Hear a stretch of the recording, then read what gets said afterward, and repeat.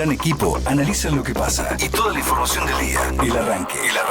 Todo lo que tenés que saber por Radio Sónica, la radio más escuchada de Internet.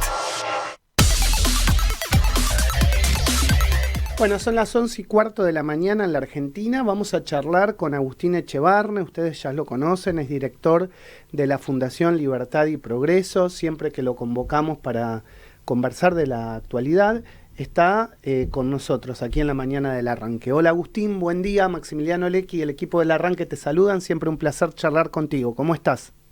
Buen día, Gustavo. El placer es mío. Bueno, podemos hacer una evaluación casi a 11 meses de gobierno del presidente Javier Milei y hemos hablado tantas veces contigo, preguntarte si hoy, 11 meses después, somos más libres o no. Bueno, eso justamente, estamos justamente preparando un trabajo sobre ese tema y efectivamente somos más libres, pero no se puede decir que esto todavía es un programa, digamos, libertario, sino que estamos en camino hacia allá. Y, por ejemplo, yo pondría que en estos 11 meses tenés como dos planos. Un plano que es salir de la crisis, salir de la quiebra que tenía la Argentina. Ahí tenías la quiebra del Banco Central, se avanzó, te diría, 90% en ese tema.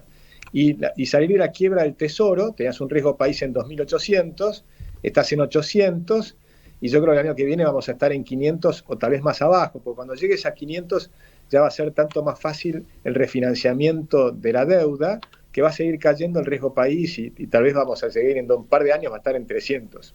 Mira. Entonces ahí también estás muy avanzado. El segundo plano, que es el de las reformas estructurales en favor de la libertad, te diría que ahí llevamos un poco más de un 20% del mandato y probablemente estamos cerca de un 20% de las reformas necesarias. Así que ahí falta muchísimo, ¿no? Falta bajar un montón de impuestos, falta seguir desregulando, falta que digamos que no tengamos que mandar los celulares a Tierra del Fuego y que vuelvan hasta Mendoza o hasta Buenos Aires. Es decir, todo ese viaje en camión que hacen los celulares nos encarecen fenomenalmente. Todo eso por regulaciones insólitas que hemos puesto durante muchos años. Todo el proteccionismo que se está empezando a desarmar, falta un montón. Es decir, que falta desregular, falta hacer, como te decía, 150 impuestos, falta que el proceso que está haciendo de reformas estructurales de motosierra, digamos, de la nación, se hagan también a nivel de las provincias y de los municipios. Eso me parece importante que lo analicemos, porque ahí las provincias tienen una gran responsabilidad. Mira, justamente ayer cuento una infidencia personal con mi mamá que me decía, ella cobra su jubilación a través de la caja de jubilación de la provincia de Santa Fe. Me dice, me pusieron un impuesto en la jubilación. Es la provincia, le digo, mami. Claro. hay que ir a decirle al gobernador Puyaro. Claro. Bueno, ¿qué pasa con las provincias? Totalmente. Bueno, ahí tiene que haber una presión ciudadana, ¿no? Y del periodismo también, ustedes lo están haciendo. En este mismo acto estamos hablando de este tema, ¿no? O sea, la idea es, hay que marcarle la cancha a los municipios, marcarle la cancha a los intendentes, me refiero, y a los gobernadores. El despilfarro es descomunal. Pero descomunal. Te cuento un caso. En un municipio como el de Morón, suburbios, ¿no? de cerca de Buenos Aires. En Morón, el Consejo Deliberante tiene 300 empleados. Se reúne una vez cada 15 días. Pero tienen 300 empleados, 4 pisos ocupan. Esos 4 pisos tienen 8 cafeteros. O sea, a nivel nacional, echar a una persona por comprar una cafetera. Acá todos los meses le pagás a 8 personas para que te sirvan el café. ¿Te das cuenta del nivel de descalabro descomunal? Y estás hablando de un municipio. Entonces, y ni siquiera, ¿cómo debería ser? Primero que los consejos deliberantes en todo el país debieran ser ad honorem.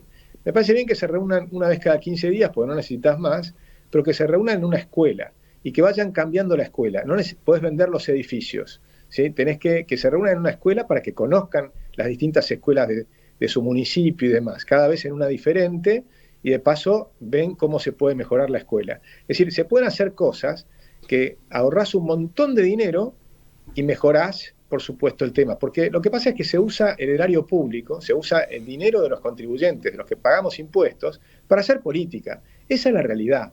Todos esos consejos deliberantes y demás lo que hacen es política, buscan votos. Desde arriba financian a los de abajo, compran votos. Y por supuesto, para financiar eso te ponen impuestos a tu mamá. Sí, totalmente. Yo le decía, la verdad, digamos, pero además me lo decía con viste como, la situación no está fácil para nadie, digamos, los costos han aumentado para las familias de clase media. Digo, bueno, hay que hacer algo, hay que hacer un amparo urgente, claro, le digo. claro. ¿Qué va a hacer? Sé que algunas, le digo, mami, sé que algunas personas en la provincia de Santa Fe se lo hicieron por este impuesto a Puyaro y obviamente le sacaron el impuesto, pero bueno, es una acción individual que también implica un costo, ¿entendés? O sea, implica un costo y un laburo detrás de eso. Y fíjate, por ejemplo, lo que pasa con las tasas. Exacto. Una tasa, para que se entienda, es un pago, porque la gente que nos está escuchando, ¿no? Es un pago que te hacen por un servicio que te prestan. Entonces, si te prestan el alumbrado, el barrido y la limpieza, te ponen una tasa para pagar el alumbrado, el barrido y la limpieza. Si te ponen una tasa vial, es para mantener los caminos. Si no mantienen los caminos, no te pueden cobrar la tasa vial, o no debieran cobrarte. Pero han inventado un montón de tasas, que en realidad son impuestos. Por ejemplo, tasa a la publicidad. ¿Qué servicio te está prestando? Ninguno. Exacto. Tasa a los combustibles. ¿Qué servicio te presta? Ninguno. Porque vos le pagás al sector privado que te da el combustible. Entonces, eso no son tasas, son impuestos. El problema es que nuestra Corte Suprema no cumple su función. La función de la Corte Suprema es hacer respetar la Constitución. Y no la respetan. Y hacen un montón de cosas que son insólitas, y entonces no tenés a quién reclamarle. Porque si la Corte Suprema no respeta la justicia, entonces no hay justicia. Si no hay justicia, lo único que te queda es, esto que estamos haciendo, es hablar, es presionar, es votar, es hacer un partido y elegirlo, como es el caso de Javier Milei. Por eso la gente lo votó a Javier. Pero sí hay un cambio de época en esto. Me parece que la gente está internalizando esto mucho más que hace tiempos atrás. Recordemos cuando charlábamos, Agustín, vos hablabas de estos temas y estaba solo, era un solo pececito en una gran pecera, ¿no? ¿Qué tal, Agustín? ¿Cómo estás, Josefina? ¿Cómo estás, Josefina? Un gustazo. Muy bien, muy bien.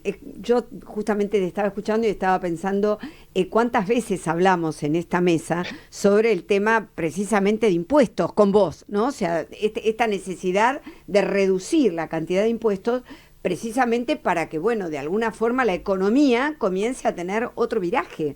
Y si no lo hacemos en las provincias, con la nación solo no alcanza.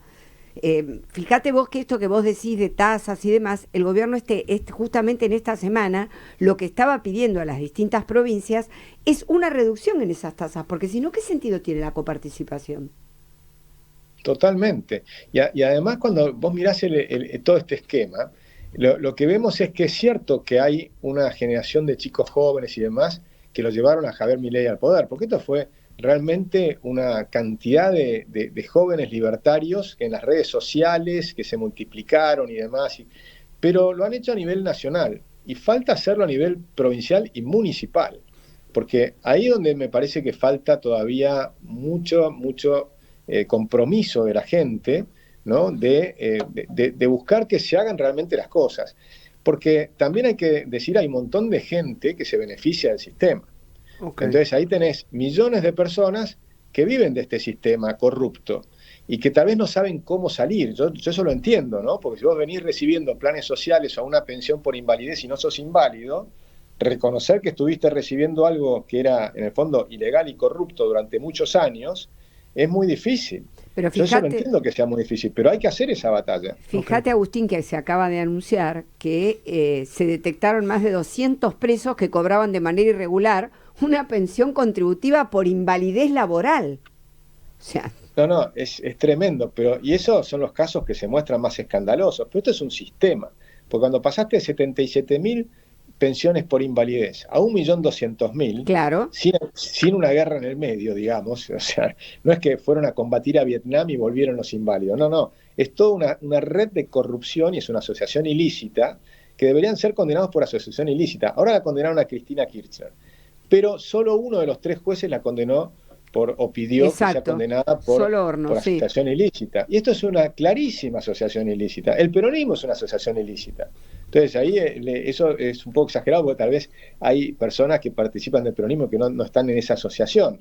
Pero está claro que hay dentro del peronismo una asociación ilícita y que involucra también a jueces que archivan causas, ¿no? Y que pasan décadas. Porque no es solo la corrupción, sino además la impunidad.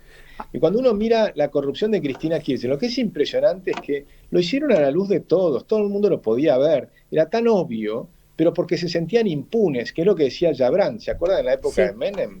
Que Yabrán definió qué es el poder, le preguntaron, y dijo la impunidad. Sí. Eso es lo que tiene el peronismo, esa sensación de impunidad que les brinda el poder. Te voy a agrandar un poco más. ¿Es el peronismo o es el sistema del cual participan otros partidos políticos tradicionales como parte de la Unión Cívica Radical? Totalmente de acuerdo contigo. Yo digo el peronismo, pero en realidad es toda la casta, como lo resume Javier Milei, y que no son solo el peronismo y el radicalismo, son también los empresarios que se benefician del sistema, los que están en los cuadernos, porque ¿quién es peor, el que peca por la paga o el que paga por pecar? Como decía Sor Juana Inés de la Cruz, ¿no? Entonces ahí hay que buscar a ambos lados del mostrador. Ellos podrán dar sus explicaciones, si no, no podíamos trabajar. Bueno, pero cometiste el delito. Cometiste el delito, muchachos, acá tienen que ir todos presos. Entonces si Argentina quiere cambiar, tiene que hacer un manipulite como hizo Italia. En Italia mandaron presos a un montón de empresarios que estaban en estas redes de corrupción, porque lo que hay que mirar es cuáles son las empresas que también se benefician del sistema. Por eso digo lo de Tierra del Fuego. Ahora, por ejemplo, empezaron a abrir y hay Ternium, ¿no?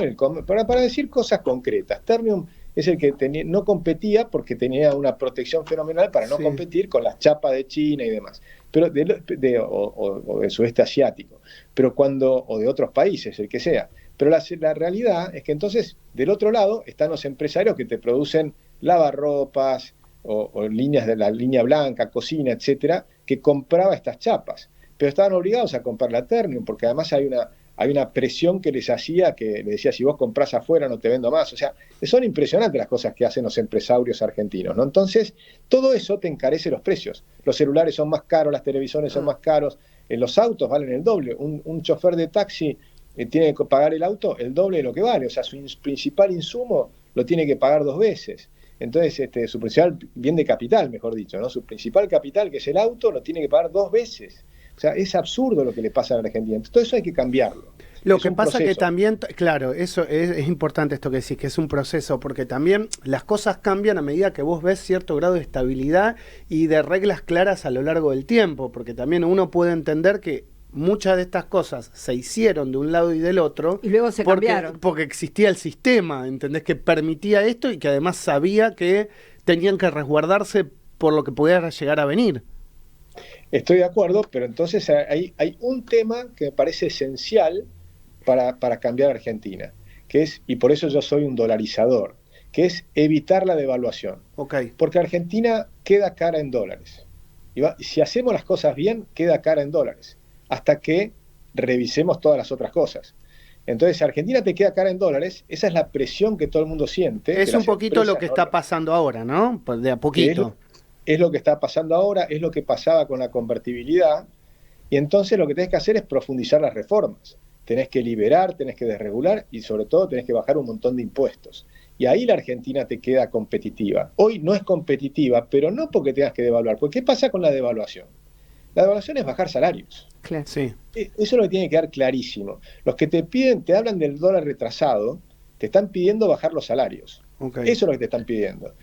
Porque hay que transparentar las cosas. El club devaluacionista es el club de los que quieren bajar los salarios. Okay. Eso es lo que hay que explicar. Entonces, si no queremos bajar los salarios, Argentina no puede seguir funcionando así. Claro. Porque no podemos pagar este nivel de salarios que estamos pagando, a menos que bajemos los impuestos, que desregulemos, que abramos la economía y todo lo demás. Está claro. Agustín, siempre un placer charlar contigo. Un abrazo enorme. Un placer, gracias, Agustín. Enorme. Gracias. Agustín Echevarne, director de la Fundación Libertad y Progreso, pasó por la mañana de